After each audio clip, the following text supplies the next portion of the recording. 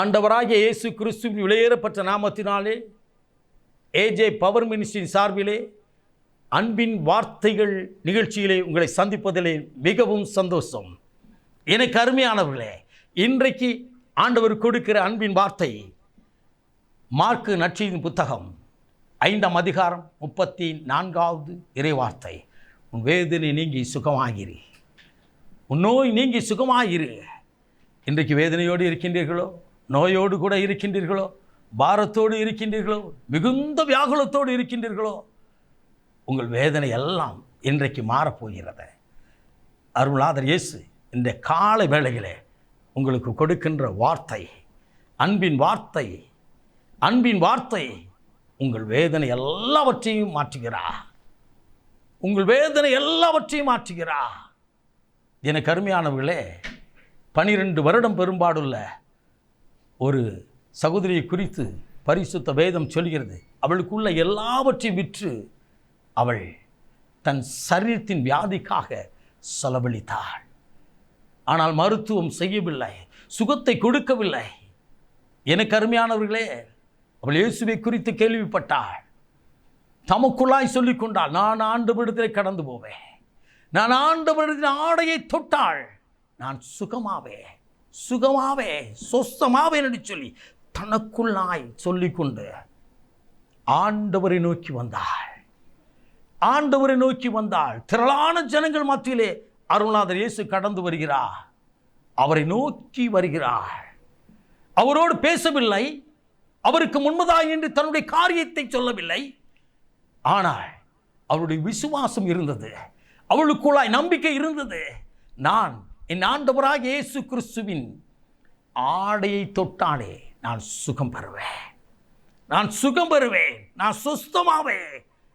ஆண்டவரை குறித்து கேள்விப்பட்டிருந்தால், அறிந்திருந்தாள். இந்த அருள்நாதர் இயேசு கிறிஸ்து தானே உங்களுக்காக எனக்காக தன் சொந்த இரத்தத்தை சிலுவையில் சிந்தினவர். அவரை குறித்து நீங்கள் அறிந்திருக்கிறவர்கள் அல்லவா?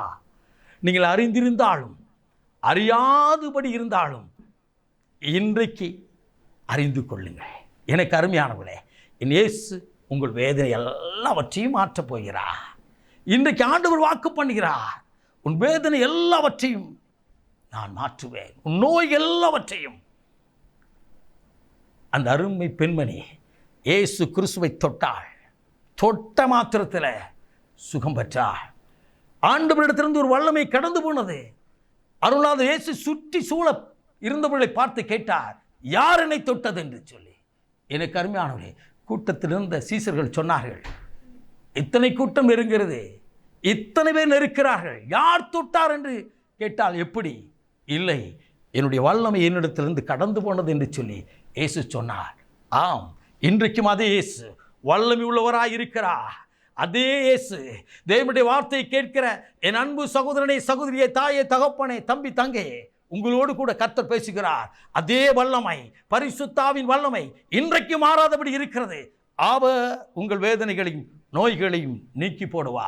நெடுநாள் மரண பள்ளத்தாக்கிலே அந்த நோய் இருந்தாலும் இன்று இந்த வார்த்தையை கேட்டுக்கொண்டிருக்கும் போதே உங்களுக்கு சுகத்தை கொடுக்க அவர் வல்லவராய் இருக்கிறார். நாம் ஜெபிப்போமா? பரலோக பிதாவே, இந்த நல்ல வேலைக்காய்மை ஸ்தோத்திரிக்கிறோம் அப்பா.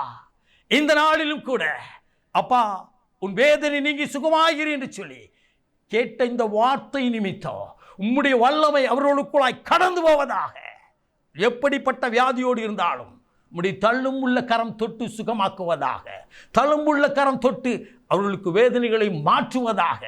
அப்படியே நீ செய்வதற்காய் நன்றி. ஏசாயா 53ஆம் அதிகாரத்தில் உம்முடைய தழும்புகளால் சுகமாகிறோம் என்று எழுதி வைத்த வார்த்தையின்படியே சுகம் உண்டாவதாக, அற்புத விடுதலை உண்டாவதாக. குமாரன் விடுதலையாக்கினால் மெய்யான விடுதலை, சத்தியத்தை அறிவில் சத்தியங்களை விடுதலையாக்கும் என்று சொன்னேன். அப்படியே விடுதலையானதற்காய் நன்றி தகப்பனே. அவருடைய வேதனை நோய்கள் முற்றிலும் நீங்கி சுகமாக்கினபடினால் மக்கள் நன்றி. இயேசு இரட்சகரின் விலையேறப்பட்ட நாமத்தில் ஜெபிக்கிறோம், ஜீவனுள்ள நல்ல பிதாவே. ஆமென், ஆமென்.